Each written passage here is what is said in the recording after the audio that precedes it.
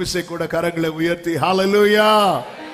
1 கொரிந்தியர் 10வது அதிகாரம், 1 கொரிந்தியர் 10வது அதிகாரம் அதனுடைய 13வது வசனத்தை வாசிக்க கேட்கலாம்.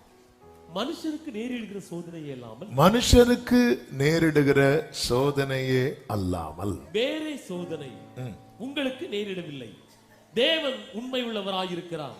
உங்கள் திராணிக்கு மேலாக நீங்கள் சோதிக்கப்படுகிறதற்கு, உங்கள் திராணிக்கு மேலாக நீங்கள் சோதிக்கப்படுகிறதற்கு அவர் இடம் கொடாமல் சோதனையை தாங்கத்தக்கதாக சோதனையோடு கூட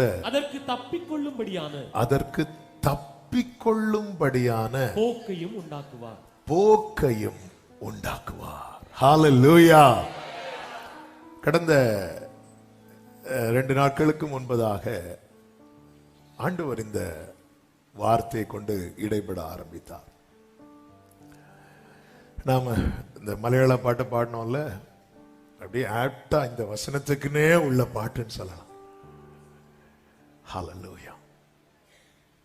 நல்ல தெரிந்த பழகின வார்த்தை.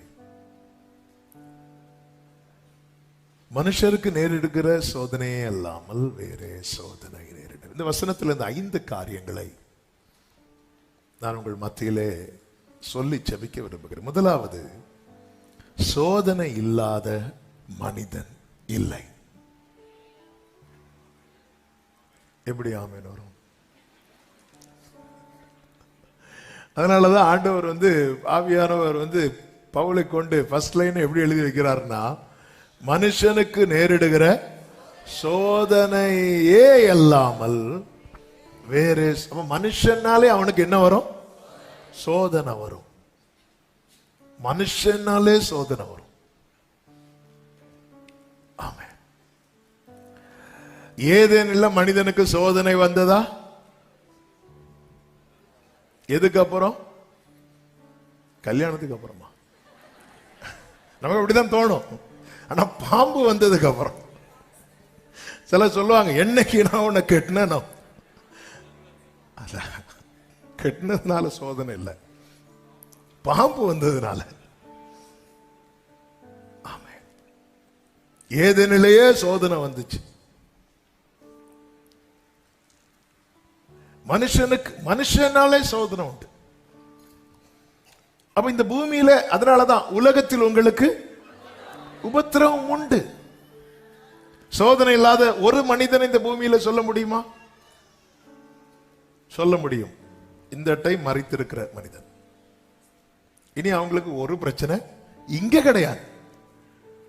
ஆனா பிரச்சனையா இல்லையாங்கிறது அவர் வாழ்ந்த வாழ்க்கையை வைத்து தீர்மானிக்கப்படும். மனுஷனுக்கு நேரிடுகிற சோதனையே அல்லாமல் என்று சொல்லும் போது தேவ பிள்ளைகள் புரிந்து, மாலையிலே அழுகை தங்கும், காலையிலே களிப்பு உண்டாகும். தேவன் சாயங்காலம் விடியற்காலம் ஆகி முதல் நாள் ஆயிட்டு, 2ஆம் நாள் ஆயிட்டு, 3ஆம் நாள் ஆயிட்டு, தேவன் அதை நல்லது என்று கண்டார். எனவேதான் ஞானியாகிய சாலமோன் பிரசங்கியில் எப்படி எழுதி வைக்கிறார்? 9வது அதிகாரம் அதனுடைய 2வது வசனத்தில் எப்படி சொல்லப்பட்டிருக்கிறது? பிரசங்கி 9:2, எல்லாருக்கும் எல்லாம் ஒரே விதமாய் சம்பவிக்கும். சன்மார்க்கனுக்கும் துன்மார்க்கனுக்கும் நற்குணமும் சுத்தமும் உள்ளவனுக்கும் சுத்தம் இல்லாதவனுக்கும் பலியிடுகிறவனுக்கும் பலியிடாதவனுக்கும் ஒரே விதமாய் சம்பவிக்கும். நல்லவனுக்கு எப்படியோ பொல்லாதவனுக்கும் அப்படியே ஆணையிடுகிறவனுக்கு ஆணையிட பயப்படுகிறவனுக்கும் சமமாய், அதிகாரத்தில் இருக்கிறவனுக்கும் அடிமைத்தனத்தில் இருக்கிறவனுக்கும் சமமாய். என்ன இந்த வசனம் குறிக்கிறது என்றால், இந்த பூமியில நல்லவங்கன்னா அவங்களுக்கு ஒரு பிரச்சனையும் வராது என்கிற அந்த மனநிலை இருக்கிறது அல்லவா? இந்த மனநிலை தான் யாருக்கு இருந்தது என்றால், பின்னாடி டோர் ஓபன்ல இருக்கு, இந்த மனநிலை தான் யாருக்கு இருந்தது என்றால் ஆசாபுக்கு இருந்தது. ஆசாப் சொல்லுகிறார், சுத்த இருதயம் உள்ளவர்களுக்கு கர்த்தர் நல்லவராகவே இருக்கிறார். ஆனாலும் என் கால் தள்ளாடுதலுக்கும் என் அடிகள் சறுக்குதலுக்கும் சற்று நான் அவர் நல்லவர்ல நினைச்சேன். கொஞ்சம் அடிக்கும் நம்ம லாங்குவேஜ்ல. நான் ஆண்டவர் நல்லவர், நான் பாடிட்டுலாம் வந்தேன், என் இயேசு நல்லவர் ஒருபோதும் கைவிடா பாடிட்டு வந்தேன். எம்மா என்ன பெரிய பள்ளம், கொஞ்சம். ஹல்லேலூயா. தேவ பிள்ளைகளை, சத்தியத்தை புரிந்து கொள்ள வேண்டும். ஆண்டவராக இயேசு கிறிஸ்து தம்மிடத்தில் வந்து அமர்ந்து பெரிய பிரசங்கத்தை கேட்டு ஜனங்கள்கிட்ட என்ன சொல்லுவார் தெரியுமா? நான் சொல்லி என் வார்த்தைகளின்படி கேட்டு அவைகளின்படி செய்கிறவன் எவனோ அவன் கண்மலை மேல் தன் வீட்டை கட்டின புத்தியுள்ள மனுஷனுக்கு ஒப்பிடுவேன். நான் சொல்லி அந்த வார்த்தைகளின்படி கேட்டு அவைகளின்படி செய்யாதவன் எவனோ அவனை மணல் மேல் தன் வீட்டை கட்டின புத்தி இல்லாத மனுஷனுக்கு ஒப்பிடுவேன். பெருவெள்ளம் வந்து எந்த வீட்டை மோதினது? 2 வீட்டையும் மோதினது. ஆனால் தேவ பிள்ளைக்கும் மற்றவர்களுக்கும் வித்தியாசம் என்னவென்றால், மற்றவர்கள் தங்களுக்கு வர பிரச்சனையை அவங்க மட்டும் ஃபேஸ் பண்ணுவாங்க. தேவ பிள்ளைகள் தங்களுக்கு வர பிரச்சனையை அவரோடு ஃபேஸ் பண்ணுவாங்க. எந்த பாதையையும் தாண்டிடுவேன், எந்த சூழ்நிலையும் மேற்கொள்ளுவேன், உங்க கரம் இருக்க. ஆமென். உங்க கரம் இருக்க. பல நேரத்தில் சோதனைக்குட்பட்டிருக்கிறவர்களை சோதனைக்குட்படாதவர்கள் பாவிகள் என்று சித்தரிக்கிறது உண்டு. அப்படிப்பட்ட நபர்கள் தான் யோபுவின் நண்பர்கள். அதாவது நல்லா வாழ்ந்தவன கர்த்தர் என்னைக்காவது தண்டிச்சிருக்கிறாரா அப்படின்னு கேட்கிறாங்க யோபு 4:7. ஆனா என்ன, நீங்க அந்த படிச்சீங்கன்னா தெரியும், 42வது அதிகாரத்துல யோபுவுக்கு சோதனை முடியுது, நண்பர்களுக்கு சோதனை ஆரம்பிக்குது. நான் ரொம்ப சேஃபா இருக்கிறேன். ஃபர்ஸ்ட் வேவ்ல கோவிட்ல பாதிக்கப்படாதவங்க எல்லாம் செகண்ட் வேவ்ல பாதிக்கப்பட்டாங்க. மனுஷனால இந்த பூமியில சோதனை உண்டு. இதை நம்ம ஒரு தேவ பிள்ளை முதல்ல மனதில் செட் பண்ணி வைக்கணும். பிரச்சனை இருக்கதான் செய்யும். நம்ம என்ன நினைப்போம், இது மட்டும் முடிஞ்சிட்டுனா இனி பிரச்சனையே இல்லை அப்படின்னு. பல காரியங்களை நம்ம அப்படி மைண்ட்ல செட் பண்ணி வச்சு, இந்த காரியம் மட்டும் சால்வ் ஆயிட்டுனா, அந்த காரியம் சால்வ் ஆயிட்டுனா அந்த பிரச்சனை முடிஞ்சு அடுத்த பிரச்சனை. எகிப்து பிரச்சனை முடிஞ்சாச்சு, இனி அமலேக்கியன்னு ஒருத்தன் புதுசா உள்ள என்ட்ராக போறான். மனுஷனாலே. அதனாலதான் மோசே சொல்றாரு, மனுஷனுடைய ஆயுசு நாட்கள் 70, பலத்தின் மிகுதினால் 80, அதுக்கு மிஞ்சினதெல்லாம் சஞ்சலம் வருத்தம். இனி கண்ணீர் இல்லை, கவலை இல்லை, பசி இல்லை, பட்டி. இது எங்க கொடுக்கப்பட்ட பிராமிஸ் தெரியுமா? நித்தியத்துல. ஆனா அப்ப எதுக்கு நான் ஆண்டவருக்குள்ள வரணும்? அதுதான் நான் சொல்றேன். ஆண்டவர் என்ன சொல்வார் தெரியுமா? இன்று கண்ட எகிப்தியனை.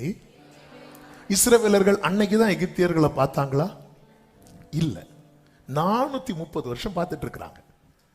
430 வருஷம் கண்ட எகிப்தியனை அப்படித்தானே சொல்லியிருக்கணும். அப்படி சொல்லாம இன்றைக்கு நீங்கள் காண்கிற எகிப்தியனை. என்ன இன்னைக்கு காண்பதற்கு விசேஷம்?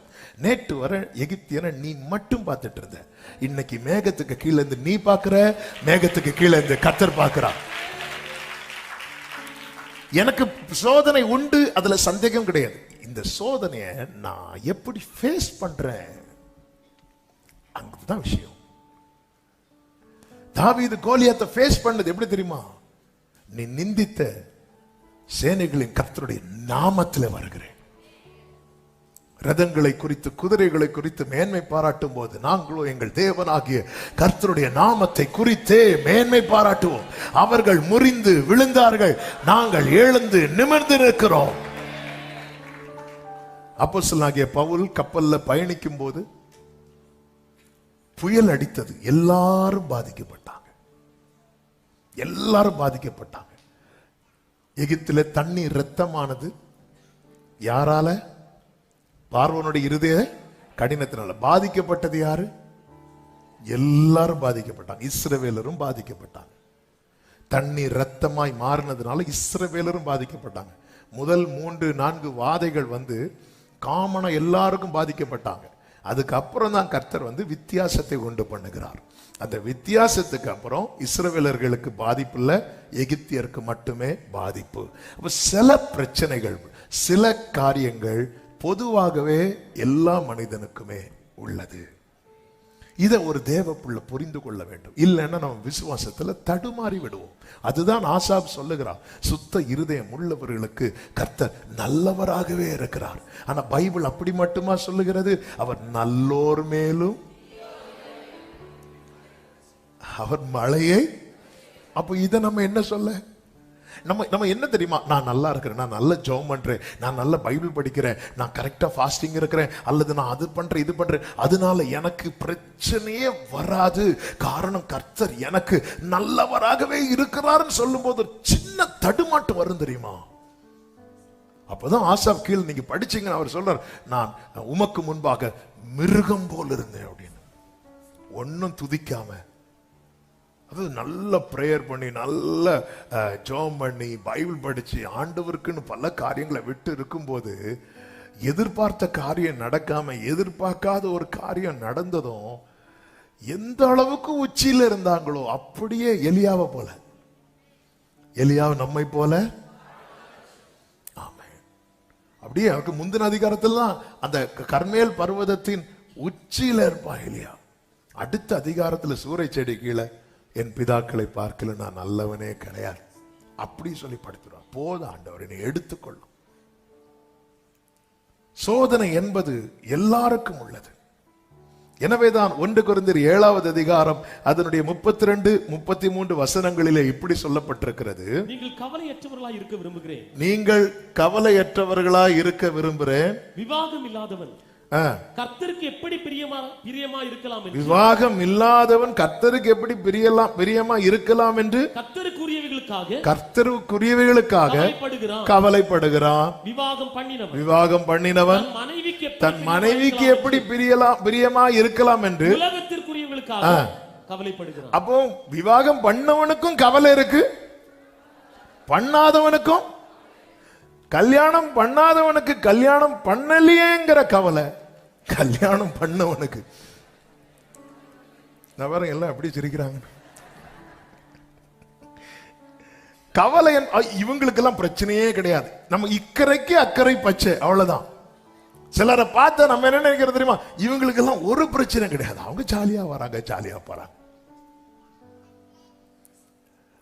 ஆமே, எல்லா கவலை என்பது இந்த பூமியில வாழ்கிற அத்தனை மனிதனுக்கும் உண்டு. அதனாலதான் ஆண்டவராகிய இயேசு கிறிஸ்து சொன்னார் மத்தேயு 6வது அதிகாரம் 34வது வசனத்துல, ஆகையால் நாளைக்காக கவலைப்படாதிருங்கள், நாளைய தினம் தன்னுடையவர்களுக்காக. அடுத்த வார்த்தை, அந்தந்த நாளுக்கு அதின் பாடு போதும். அப்ப அந்தந்த நாளுக்கென்று தேவன் சிலதை நியமித்திருக்கிறார். அதை நான் அடுத்து சொல்ல விரும்புகிறேன். எனது சோதனையின் காலத்தில் அநேகர் வழி விலகி போகிறார்கள். பெத்லகேம்ல பஞ்சம் வந்தது. பஞ்சத்துல பாதிக்கப்பட்டது நகோமி மட்டும் கிடையாது, போவாசும் தான். இந்த பஞ்சம் வந்துட்டுன்னு வைங்களேன், எல்லாரும் தான் பாதிக்கப்படுவாங்க. ஆனா நகோமியை நீங்க பாருங்க, பஞ்சம் வந்ததும் அவங்க என்ன பண்றாங்க அப்படின்னா, பெத்லகேம் என்றாலே அப்பத்தின் வீடு, அது அப்பா சமூகம், அதை விட்டு விலகி மோவாபுக்கு போறாங்க. மோவாப் என்பது தேவன் ஒதுக்கினது, தேவன் வேண்டாம் என்று விட்டது. 10 தலைமுறை ஆனாலும் சாபம் நீங்காத அளவுக்கு அக்கிரமம் மிகுதியாய் நடப்பிக்கப்பட்ட இடம். அந்த இடத்துக்கு போறாங்க. நகோமி அப்படி போகிறதுக்கு ரீசன் என்ன? இப்போ அவங்களுக்கு கண்ணுக்கு முன்னாடி பெத்லகேம், மோவாப் இதெல்லாம் தெரியல. இப்போ அவங்களுக்கு தெரிஞ்சது என்ன தெரியுமா? ஏன் இந்த பஞ்சம் என் லைஃப்ல வந்துச்சு? உங்க லைஃப்ல மட்டுமா வந்துச்சு நகோமி? போவாஸ் லைஃப்லயும் தானே வந்துச்சு. ஆனா போவாஸ் இருந்துட்டார்ல, விலகல் இல்ல. யோபு வாழ்க்கையில பிரச்சனை வந்தது, யோபுவின் மனைவி சொல்றாங்க, தேவனை தூஷித்து ஜீவனை விடும் என்று. தேவனை தூஷிக்கலையே, உட்கார்ந்துட்டார்ல. ஆமே, நல்ல புரிந்து கொள்ளுங்கள். எந்த ஒரு புயல் ஆனாலும் சரி, அது கொஞ்ச நேரம் அடிச்சிட்டு நிக்கதான் செய்யும், அது நிக்கதான் செய்யும். ஹalleluya, ஹalleluya. ஒரு மழையும் தோராதிருந்தேன் ഒരു കാറ്റും അടങ്ങാതിരുന്നിട്ടില്ല, ഒരു രാവും പുലരാതിരുന്നിട്ടില്ല, ഒരു നോവും കുറയാതിരുന്നിട്ടില്ല. തിരമാലയിൽ ഈ ചെറുതോണിയിൽ, തിരമാലയിൽ ഈ ചെറുതോണിയിൽ, അമരത്തിനരികെ. ஒரு பிள்ளை இல்லது கீழே விழுந்துட்டாங்க ஒருத்தங்க, அடிபட்டது அவங்க என்ன செய்வாங்க? அடிபட்டதும் என்ன செய்வாங்க? நீங்க கீழே விழுந்து உங்களுக்கு அடிபட்டுட்டு என்ன பண்ணுவீங்க? நீங்க என்ன அழுவீங்க, இன்னொருத்தங்கன்னா தூக்குவாங்க, குதிப்பாங்க. அடிபட்டதும் எவ்வளவு நேரம் அழுவோம்? வலி எல்லாம் தீராது, கொஞ்ச நேரம் அழுவோம்.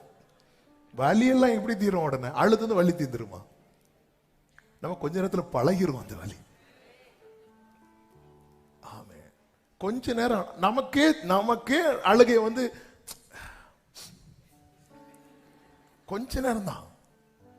அதனாலதான் ஆண்டவர் சொன்னார், கொஞ்ச காலம் பலவிதமான சோதனை. தேவ பிள்ளையின் பார்வை எப்படி இருக்கணும் தெரியுமா? இன்னைக்கு ஒரு பிரச்சனை வருதா, ஐயோ எனக்கு பிரச்சனை வந்து, அப்படி இல்லை. இந்த பிரச்சனைக்கு கொஞ்ச காலம், எனக்கு கர்த்தர் நித்திய காலத்தை வச்சிருக்க. ஆமென். 1 பேதுரு 1:6 என்ன சொல்லப்பட்டிருக்கிறது? இதிலே நீங்கள் சந்தோஷப்படுகிறீர்கள். எதிலே சந்தோஷப்படுகிறீர்கள்?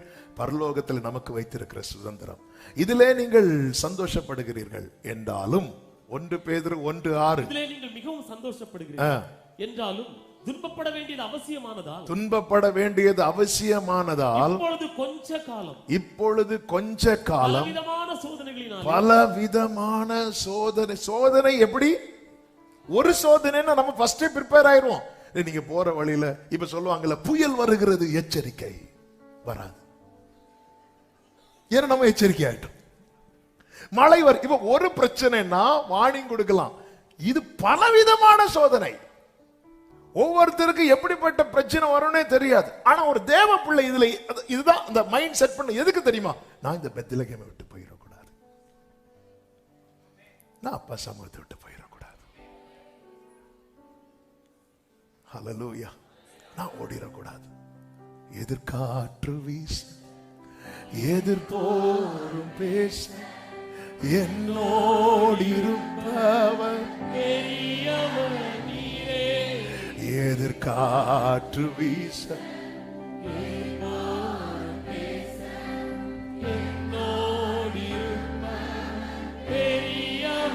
ஆமென். இயேசுவே யாத்திரையில் என் ஜீவம். நல்ல கவனமா கேளுங்க.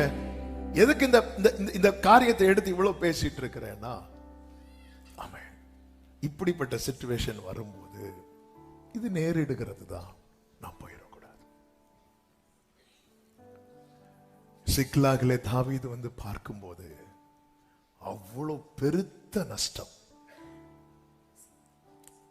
நஷ்டம்னா அவ்வளவு பெரிய நஷ்டம். எல்லாமே ஒன்று இல்லாம எல்லாமே சத்துரு கையில் இருக்கு. இங்க இருந்த இவங்க உடைமை எல்லாம் தீ கொளுத்தி, இவங்க பொருட்கள், இவங்க குடும்பம் எல்லாத்தையும் அமலேக்கு ஏற்படுத்திட்டு போயிட்டாங்க. அப்போ கூட வந்த 600 பேரும் எல்லாரும் கையில கல் எடுக்கும் போது தாவீது ஏபோத்தை கொண்டு வா அப்படிங்கிறான். ஏன் இப்படி ஒரு சிச்சுவேஷன்? இது தாவீதுக்கு மட்டும் இழப்பல்ல, மற்ற 600 பேருக்கு இழப்பு. ஆனா 600 பேரும் கர்த்தரை தேடல. தாவீது அப்பொழுதும் கூட ஆண்டவர் சமூகத்தில் இருக்கிறான். நம்ம அதுதான் ஆரம்பத்தில் கேட்டோமே, கர்த்தருக்கு காத்திருக்கிறவர்கள் புது பலனை அடைவார்கள். அவர்களுக்கு அந்த அந்த அந்த ஸ்ட்ரெங்த் எப்படிப்பட்ட ஸ்ட்ரெங்த் தெரியுமா? நியூ ஸ்ட்ரெங்த், புது பலன். இன்னும் தாவீதுக்கு நஷ்டப்பட்டது எதுவுமே திருப்பி கிடைக்கல, ஆனால் அவனுக்கு பலன் கிடைக்கிறது. இப்ப கேட்கிறேன், நான் போலாமா, நான் திருப்பிக் கொள்வேனா? ஆண்டவர் சொன்னா, நீதான் சகலத்தையும் திருப்பி கொள்வாய். இன்னைக்கு நான் சொல்ல வருகிற முதல் வார்த்தை இதுதான். சோதனை வரும், ஆனா சோதனை வரும்போது நீ மோபை நோக்கி ஓடி விடாதே, நீ தரித்திரு. ஆமே, தரித்திரு. இந்த கொஞ்ச காலத்துல ஹalleluya அதி சீக்கிரத்தில் நீங்கிவிடும். இந்த லேசான உபத்திரவம் சீக்கிரமா ஹalleluya. அதனாலதான் சோதிக்கப்படுகிறதெல்லாம் கர்த்தர் டைம் வச்சிருப்பார். 7 சபைகளுக்கு சொல்லும் போது ஒரு சபைக்கு சொல்ல 10 நாள் உபத்திரவப்படுவீர்கள் அப்படின்னார். கொஞ்ச காலம். இது எல்லாருக்கும் ஒவ்வொரு விதமான சோதனை. பணமே இல்லாதவங்களுக்கு பணம் இல்லைங்கிற கவலை, பணம் இருக்கிறவங்களுக்கு அதை எப்படி மேனேஜ் பண்ணணுங்கிற கவலை, எப்படி காப்பாற்றணும். கவலை என்பது, சோதனை என்பது பூமியில வாழ்கிற அத்தனை மனிதருக்கும் உள்ளது. ஆனா அதுல நாம் எடுக்கிற தீர்மானங்கள் இருக்கிறது அல்லவா. அநேகர் விலகி விலகி போறாங்க, அநேகர் விலகி போறாங்க. பஞ்சகாலம் வந்த போது ஈசாக்கி நாட்டில் எல்லாரும் எகிப்துக்கு போகும்போது கர்த்தர் சொல்லிட்டார், நீ போகாத ஈசாக்கே, உட்காந்துருட்டார். அவர் உட்காந்துட்டார். நான் என்ன தீர்மானம் எடுக்கிறேன்? இல்ல, என்ன வந்தாலும் வாழ்ந்தாலும் உம்மோடுதான், மரித்தால். ஆக்சிடென்ட் ஆச்சு, அவரை மீட் பண்ணேன். எப்படி பைக்ல ஆக்சிடென்ட் ஆச்சுன்னு கேள்விப்பட்டேன். ஆமா ஆமா ஆமா முந்தி நான் என்னைக்கு இல்லாம அன்னைக்குதான் பிரதர் ஜோமன்ட்டு வண்டி எடுத்தேன். இனி நான் முடிவு எடுத்துட்டேன், பைக் எடுக்கும்போது நீ ஜோம் பண்ணனால கர்த்தர் ஜீவனை காப்பாத்தினார். இன்னைக்கு அப்படி பாக்குறது கிடையாது. நான் ஜோம் பண்ணாலே சாத்தானுக்கு பிடிக்காது, அதனால எதுக்கு வம்பு இல்லைங்க. பிரச்சனை எல்லாருக்குமே பிரச்சனை. ஆனா அதுல நம்ம என்ன தீர்மானம் எடுக்கிறோம்? என்ன வந்தாலும் நம்புவே,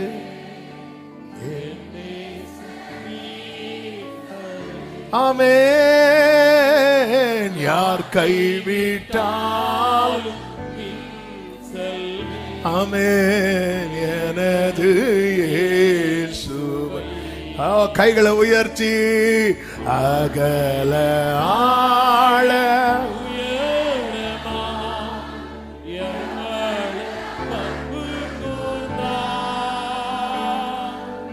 என்ன துன்பங்கள்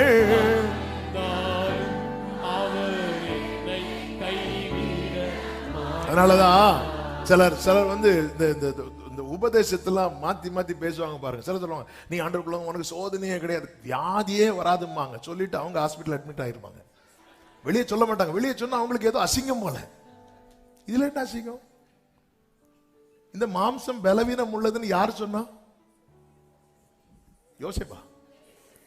சூன் வந்து அப்படிதான் நமக்கு இயேசுவே சொன்னா, இது பலவீனம் உள்ளதுப்பா. இந்த உலகத்தில் உங்களுக்கு உபத்திரம் உண்டு சொன்னது யாரு? இயேசு. ரியாலிட்டியை வந்து நம்ம அக்செப்ட் பண்ணி தான் ஆகணும். அதை மறைச்சு பிரச்சனை, உங்களுக்கு பிரச்சனை, எல்லாருக்கும் பிரச்சனை. யாருக்கும் பிரச்சனை இல்லை, எல்லாருக்கும் பிரச்சனை தான். ஆனா அந்த பிரச்சனையை நம்ம யாரோட ஃபேஸ் பண்றோம் அதான் முக்கியம். செருபாபேல் தனியா வரல, அவன் தலைக்கல்லோடு வருகிறான்.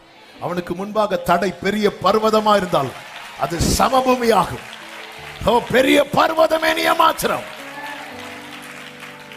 இயேசு கிறிஸ்து ஒரு 6000 பிசாசுகள் பிடித்த வாலிபனுக்கு சுகத்தை கொடுக்கும்படி சீஷர்களோடு கப்பல்ல பயணிக்கிறார்.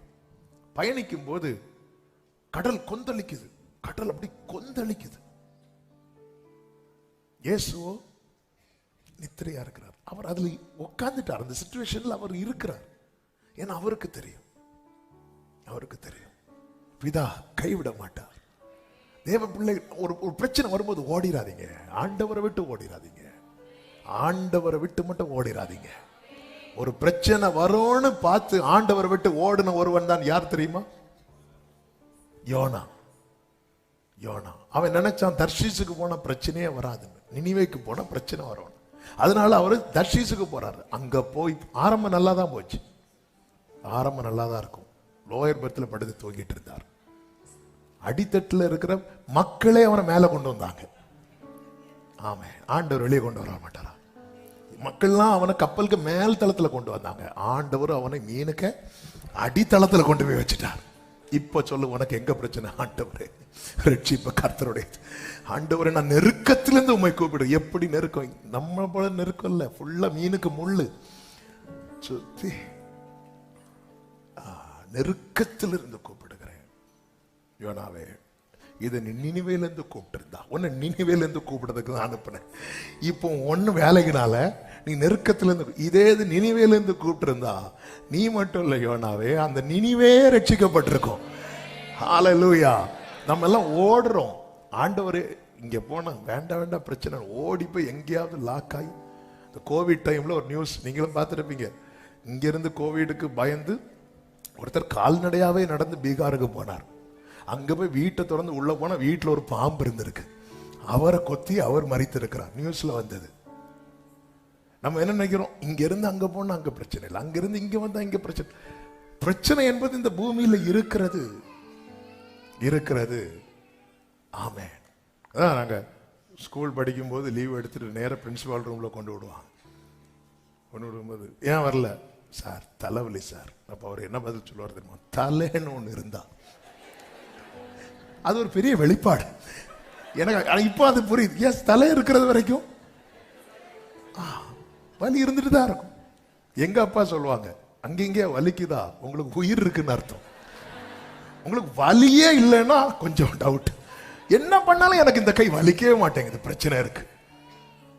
ஆமே. அந்த சோதனையில நாம் எடுக்கிற தீர்மானம், ரூத் நகோமிய மாதிரி தீர்மானம் எடுத்துறாதீங்க, வேண்டாம். ஆமே. பஞ்ச காலத்துல கஷ்டம் சகித்து கொண்டிருக்கிறான் போவாஸ். ஆனா இழப்ப பார்க்கல. நகோமியோ மோவாபுல தானியம் இருக்கிறது என்று கேள்விப்பட்டு அவ பார்க்கிறா. எதை விட்டு போகிறோம் அதெல்லாம் மைண்ட்ல இல்ல. நமக்கு இப்ப காரியம் நடக்கணும், நம்ம இந்த பிரச்சனையிலிருந்து எஸ்கேப் ஆகணும். அங்க என்ன நடந்துச்சு தெரியுமா? ஒரு பெரிய இழப்பு. ஆமே.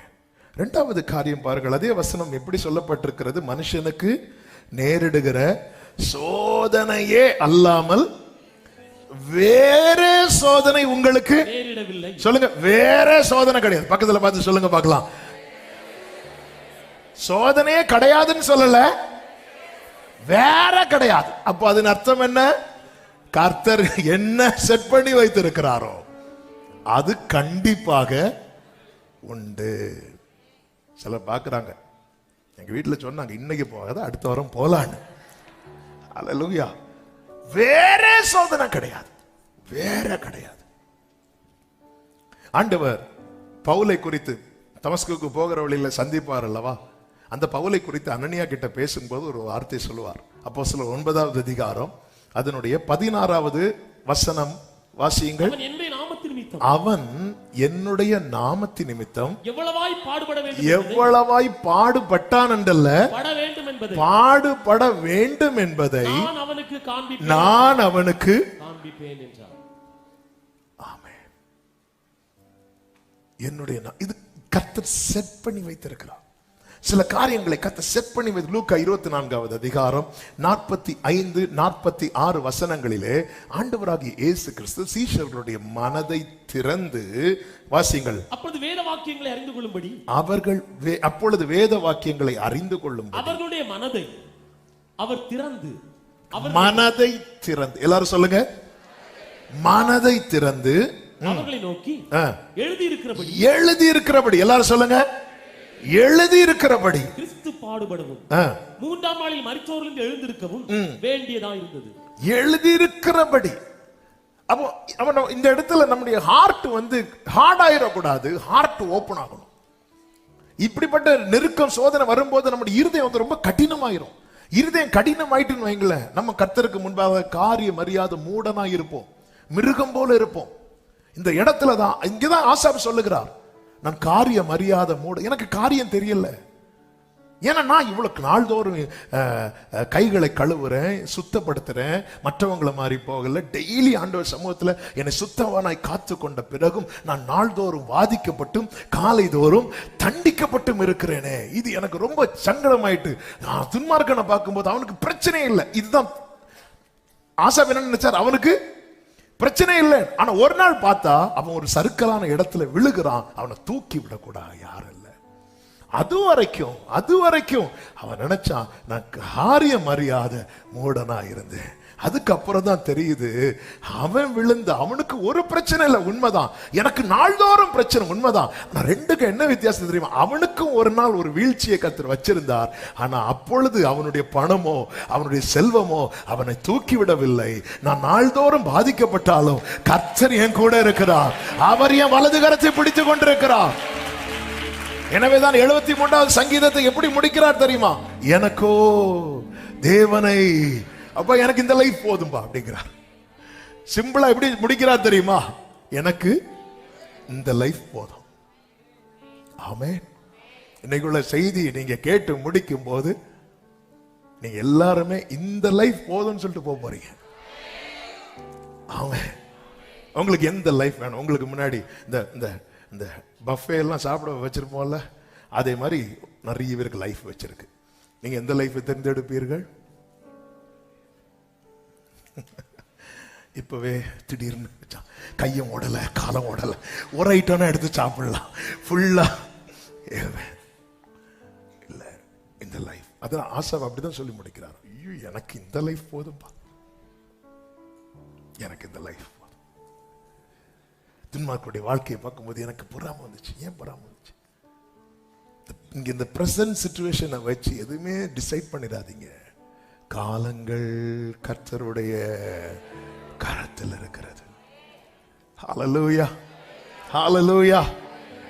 என் நாமத்தின் நிமித்தம் எவ்வளவாய், அதனாலதான் கர்த்தர் இந்த பாடுகள்லாம் பட வேண்டி இருக்கிறது. ஃபர்ஸ்டே சொன்னார். ஜீசஸ் செட் பண்ணிட்டார். அவருடைய ஆவியில கலங்கினார். கலங்கிட்டு, ஆண்டவரே இதை எடுத்துக்கொள்ளும் என்று நான் சொல்வேனோ? இல்லை இல்லை, இதற்காகவே இந்த வேளைக்குள் வந்தேன் அப்படிங்கிறார்.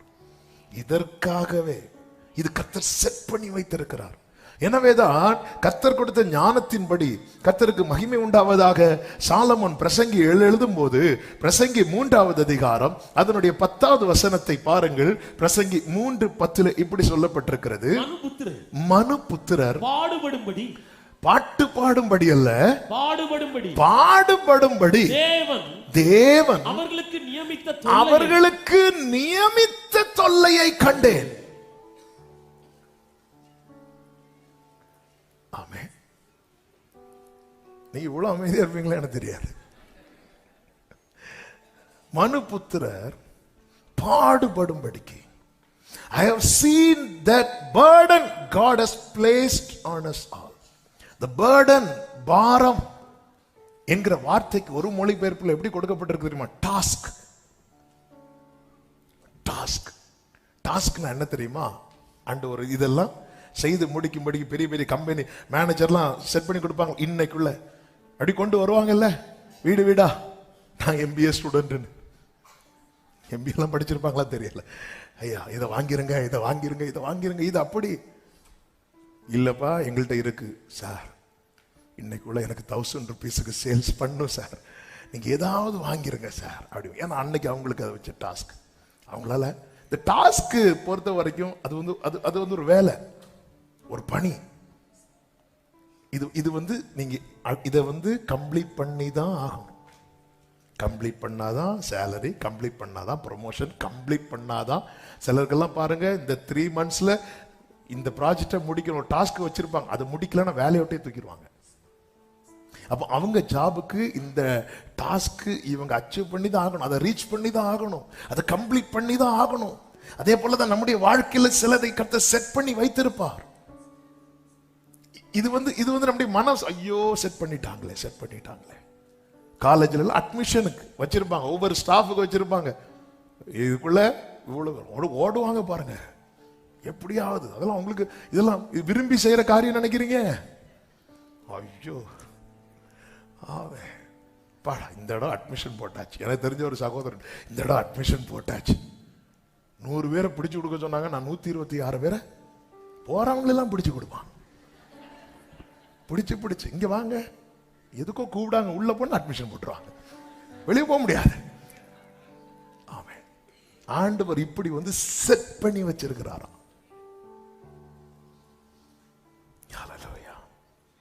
இது வந்து கண்டிப்பா செய்யக்கூடிய இது.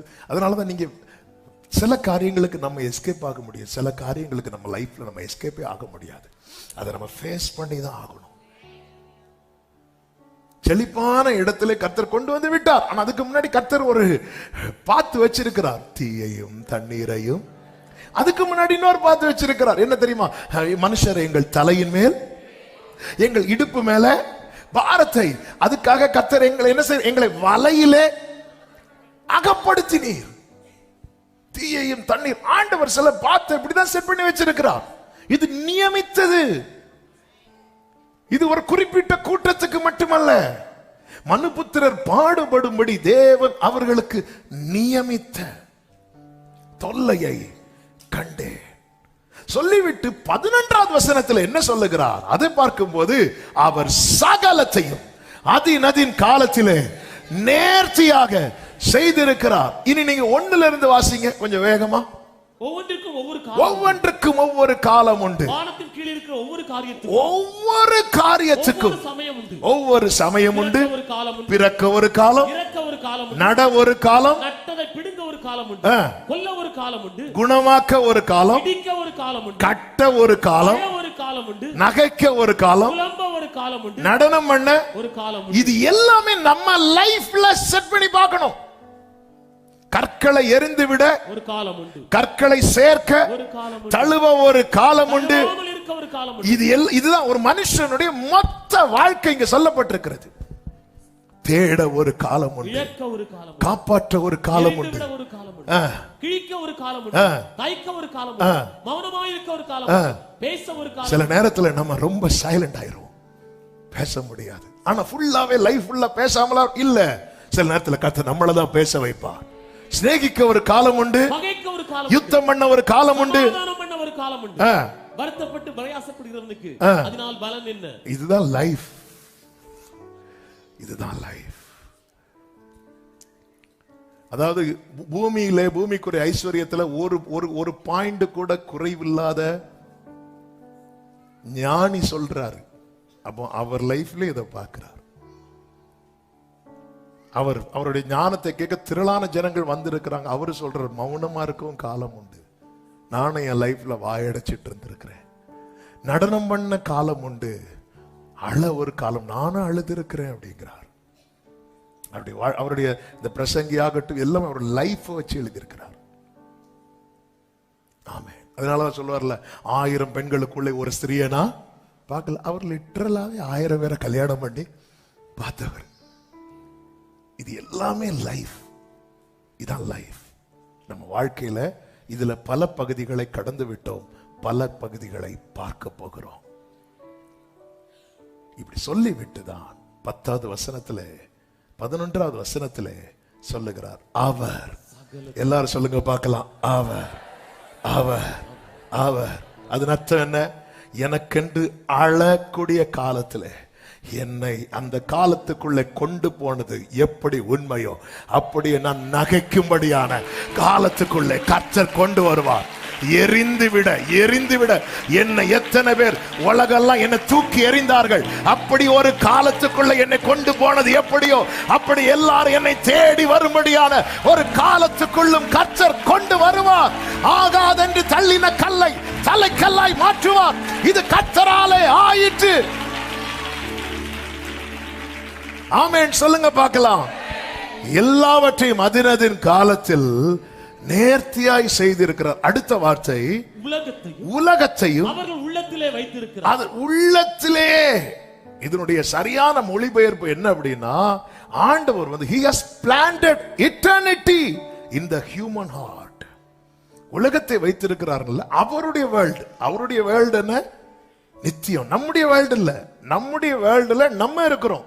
இவ்வளவு பிரச்சனை, இவ்வளவு நெருக்கம், இவ்வளவு போராட்டம், இவ்வளவு பிரயாசத்தில் இருக்கும் போது அவருடைய உலகம் இருக்கிறது அல்லவா? அதுதான் அவருடைய ராஜ்யம். அவருடைய ராஜ்யம் என்ன? அவருடைய ராஜ்யத்துக்கு முடிவே இருக்காது.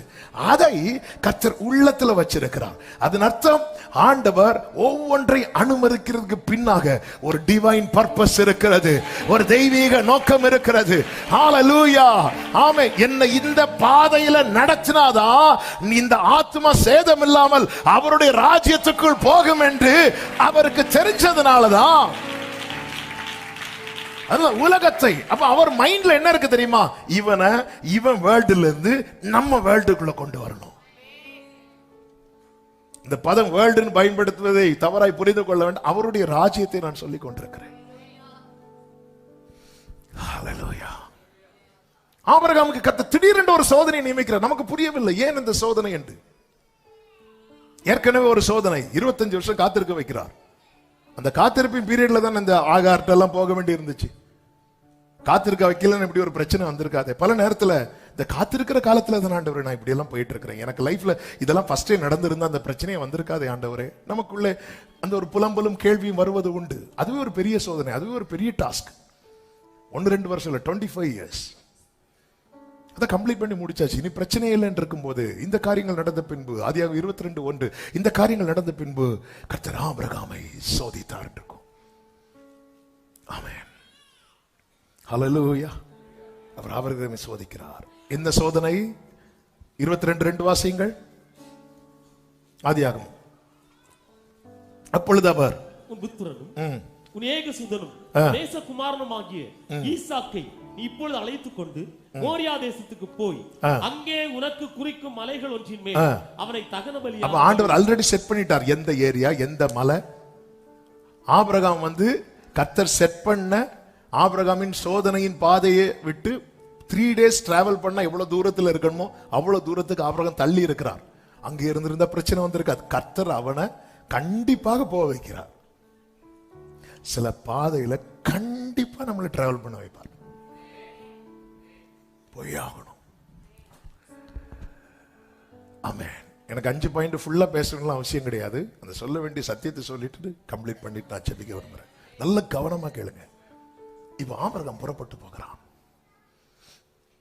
அந்த நைட்டு தூங்கும் போது நிம்மதியா வீட்டில் சாப்பிட்டுட்டு, ஏன்னா அந்த ஒரு பெரிய பெரிய பிரச்சனை அங்கே சால்வ் ஆயிருக்கு. அந்த ஃபேமிலியில ஒரு பெரிய இஷ்யூ சால்வ் ஆயிருக்கு. என்ன இஷ்யூன்னா ஆகார் இஸ்மவேல் இஷ்யூ. வீட்டில் அதனால ஒரு சின்ன மன வருத்தங்கள், சலசலப்புகள், நிம்மதி இல்லை, சமாதானம் இல்லை. அந்த பிரச்சனையே அங்கே சால்வ் ஆயிருக்கு. ஒரு பெரிய பிரச்சனை சால்வ் ஆகி இப்போ நைட்டு டின்னர் ரொம்ப சந்தோஷமா சாப்பிட்டுருப்பாங்க. ஆபிரகாமுக்கு சந்தோஷமா சாப்பிட்டாருன்னு தெரியாது. ஆனால் சாராள் ஈசாக்கெல்லாம் ரொம்ப ஜாலியா சந்தோஷமா, சரி பரவாயில்ல என்ன இருந்தாலும் கொஞ்சம் வருத்தம் இருந்தாலும் வீட்டில் இனி நமக்கு எந்த தொந்தரவும் கிடையாது. ஆபிரகாம் நிம்மதியா சாப்பிட்டுட்டு இருப்பார். திடீர்னு ஆண்டவர் சொல்றார், நீ கிளம்பு, உனக்கு ஒரு பெரிய பிரச்சனையை சோதனையா வச்சிருக்கிறேன், நீ மகனை கூட்டிட்டு போ அப்படின்னு. நல்ல புரிந்து கொள்ளுங்கள். ஆண்டவருக்கு எப்பவுமே நம்மை குறித்த தேவனுடைய எண்ணத்துல பெரிய எண்ணம் என்ன தெரியுமா? என் வாழ்க்கையில் அது நடக்கணும் இது நடக்கணும் என்பது மட்டுமல்ல, நான் அவரோடு இருக்கணும். நான் இந்த சம்பவத்தை சொல்லும் போது அதை நீங்கள் புரிந்து கொள்வீர்கள். இப்பொழுது ஆபிரகாம் புறப்பட்டு போகிறான். ஆபிரகாம் எப்படி என்ன ஃபெய்த் அவனுக்குள்ள இந்த இடத்துல வந்தது, இந்த இடத்துல ஓங்கினது என்று எபிரேயர் 11வது அதிகாரம் அதனுடைய 17, 18, 19 வசனங்களிலே இப்படி சொல்லப்பட்டிருக்கிறது. அதனுடைய 18வது வசனத்தை வாசியுங்கள். ஈசாக்கு அந்த 17ல இருந்தே வாசிங்க. மேலும் விசுவாசத்தினாலே ஆபிரகாம் தான் சோதிக்கப்பட்ட போது அந்த வேர்ட மனசுல ஆழமா, அதனால இது கண்டிப்பா நடக்கக்கூடியது. கர்த்தர் செட் பண்ணி வச்சிட்டார். தான் சோதிக்கப்பட்ட போது ஈசாக்கை வாசிங்க. ஈசாக்கை பலியாக ஒப்பு கொடுத்தான். ஈசாக்கினிடத்தில் உன் சந்ததி விளங்கும். இனி இந்த வேர்ட கவனிங்க. ஈசாக்கினிடத்தில் உன் சந்ததி விளங்கும் என்று அவனோட சொல்லப்பட்டிருந்ததே. இப்படிப்பட்ட வாக்குத்தத்தங்களை பெற்றவன் மரித்தோரிலிருந்து எழுப்ப தேவன் வல்லவராய் இருக்கிறார் என்று எண்ணி இதே ஆபிரகாம் ஒரு 20 years பேக் கொண்டு வந்தா ஆபிரகாமுக்குள்ள ஒரு விசுவாசம் இருக்கிறது. அந்த விசுவாசம் ரோமர் 4:21 சொல்லப்பட்டிருக்கிறது. தேவன் வாக்குத்தத்தம் பண்ணினதை நிறைவேற்ற வல்லவராயிருக்கிறார் என்று நம்பி. அப்ப 20 வருஷத்துக்கு முன்னாக ஆபிரகாமுக்குள்ள இருந்த ஃபெய்த் எப்படிப்பட்ட ஃபெய்த் தெரியுமா? என் தேவன் வாக்குத்தத்தம் பண்ணினதை நிறைவேற்ற வல்லவர் என்கிற விசுவாசம். இப்பொழுது ஆபிரகாமுக்குள்ள இருக்கிற விசுவாசம் எப்படிப்பட்ட விசுவாசம் தெரியுமா? அவர் வாக்குத்தத்தம் பண்ணினதை நிறைவேற்ற வல்லவர் மாத்திரமல்ல, அவர் மரித்தோரிலிருந்து உயிரோடு எழுப்பவும் அவர் வல்லவர். இப்ப நான் கேட்கிறேன், முதல் விசுவாசம் அவனுக்கு எதை கொடுத்தது? வாக்குத்தத்தத்தை கொடுத்தது. இந்த இரண்டாவது விசுவாசம் எதை கொடுத்தது? நித்தியத்தை கொடுத்தது. இன்னைக்கு எல்லாரும் அந்த ஃபர்ஸ்ட் விசுவாசத்தோட நிக்கிறோம், பெற்றுக்கொள்ளுகிறோம், அதோட டீல் முடிஞ்சது இல்ல. வாக்குத்தத்தம், என் ஆண்டவர் வாக்குத்தத்தத்தை நிறைவேற்ற வல்லவர் மட்டுமல்ல, மரித்தேன் ஆனாலும் இதோ சதா காலங்களில் உயிரோடு இருக்கிறேன் என்று சொன்னவர். ஆமென். மரித்தாலும் பிழைப்பான் என்கிற வார்த்தையும் கர்த்தர் கொடுத்திருக்கிறார். இந்த ஃபெய்த்துக்குள்ள ஆபிரகாமை கொண்டு வந்தது எதுக்கு தெரியுமா? அவருடைய வேர்ல்டுக்குள்ள இந்த ஆபிரகாம் என்றாகிறதற்கு. ஆமென். ஹல்லேலூயா. இந்த விசுவாசமே நம்மை நித்தியத்தை சுதந்திரிக்கப்படும். எனவேதான் தாவீது 27வது சங்கீதம் 13வது வசனத்தில் இப்படி சொல்லுகிறார், நானோ ஜீவனுள்ளோர் தேசத்திலே கர்த்தருடைய நன்மையை காண்பேன் என்று விசுவாசியாதிருந்தால் கெட்டு போயிருப்பேன். கர்த்தர் எனக்கு என்னை இந்த குப்பையிலிருந்து எடுத்து பிரபுக்களோடு உட்கார வைப்பார். இந்த ஃபெய்த் மட்டும் இருந்தா பத்தாது. தேவனை ஆராதிக்கிற தேவ பிள்ளைக்கு எந்த விசுவாச லெவல்ல வரணும் தெரியுமா? என்னிடம் உள்ளதையே உம்மிடம் ஒப்படைத்தேன் அந்நாள் அதை.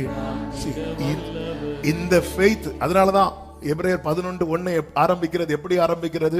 விசுவாசம் என்பது நம்பப்படுகிறவைகளின் உறுதி, எது காணப்படாதவைகள். காணப்படுகிறவைகள் அநித்தியமானவைகள், காணப்படாதவைகளோ நித்தியத்தை குறித்த நிச்சயம் இருக்குல்ல.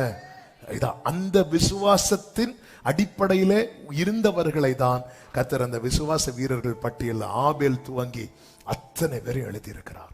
அந்த லிஸ்ட்ல இப்பொழுது ஆபிரகாம் வருகிறார்.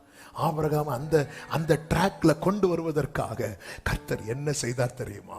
ஆபிரகாமை சோதித்தார்.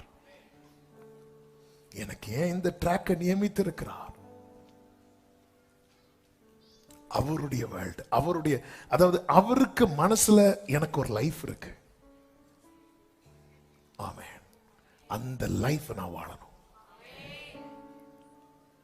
ஆண்டவர் மனசுல என்ன பத்தி என்ன லைஃப் இருக்கு? ஆண்டவரே சொல்லி இருக்கிறார், உங்களை குறித்த என் நினைவுகள் தீமைக்கு அல்ல, சமாதானத்துக்கு ஏதுவான. எரேமியா, அதாவது ஆண்டவர் என்ன பத்தி நீங்க என்ன ஆண்டவர் நினைச்சு வச்சிருக்கிறீங்க அப்படிங்கிற ஒரு தாட்டு வந்தாலே எரேமியா 29:11 அதை உங்க லைஃப்ல மறக்கவே கூடாது. ஆமே, நீங்கள் எதிர்பார்த்திருக்கும் முடிவை உங்களுக்கு கொடுக்கும்படிக்கு உங்கள் பேரில் நினைத்திருக்கிற நினைவுகளை நான் அறிவேன், அவைகள் தீமைக்கு அல்ல சமாதானத்துக்கு ஏதுவான நினைவுகளே. ஆமே, வசனம் போடுறவங்க கொஞ்சம் ஸ்பீடா. தீமைக்கு அல்ல, சமாதானத்துக்கு ஏதுவான நினைவுகளே, தீமைக்கு அல்ல. பக்கத்துல பார்த்து சொல்லுங்க, அப்பா நினைவுல தீமையே கிடையாது. ஆனா அந்த லைஃபுக்குள்ள நம்மளை கொண்டு வருவதற்கு ஆண்டவர் சில சோதனையை செட் பண்ணி வச்சிருக்கிறார். ஆமே.